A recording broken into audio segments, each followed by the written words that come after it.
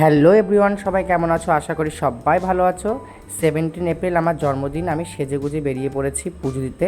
আমাদের এখানে আনন্দময়ীতলা বলে একটি মন্দির আছে, সেই আনন্দময়ীতলার মন্দিরে আমরা বরমশাইয়ের সাথে আমরা বেরিয়ে পড়লাম সকাল সকাল। তো আনন্দময়ীতলা দেখো, চারিপাশে সব ঠাকুমারা বসে আছে। এই ঠাকুমাদের সাথে আমার খুব ভালোবাসা। আর এদিকে হলো আজকে মঙ্গলবার, মায়ের দর্শন করলাম, তার সাথে মায়ের পুজোটাও দিয়ে নিলাম।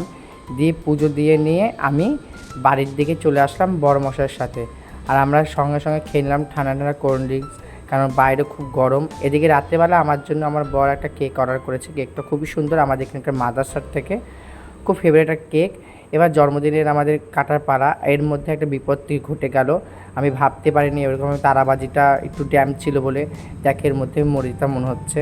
আমার জন্মদিন তো ছিল না, মনে হচ্ছিলো কাল দিন ছিল। তো অবশেষে আমি কেক কাটা শুরু করলাম।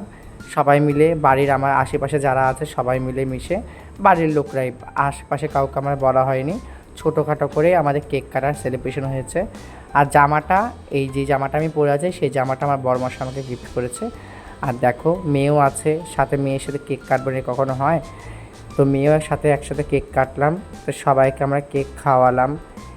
তো তোমরা জানিও ভিডিওটা কেমন লেগেছে, অবশ্যই কমেন্ট করো আর শেয়ার করো, আর একটা লাইক করো, কারণ আমার চ্যানেলটা তোমরা না থাকলে আমার ভিউ বাড়বে না।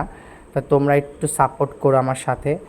আর অবশেষে আর কিছুই করলাম না, শুধু কেক কাটা আর মিষ্টি মুখ দিয়ে এই শুরু করলাম। আমার ঠাকুমা রীতিমতন একটা বাটি নিয়ে চলে এসেছে, সবাই এই নিয়ে হাসি ঠাট্টা করছে। তো আমার বরকে আমি কেক খাইয়ে দিলাম, আমার বরও আমাকে কেক খাইয়ে দিল। তো ভিডিওটা এখানেই শেষ করলাম, আবার আসবো নেক্সট একটা ভিডিও নিয়ে। টাটা।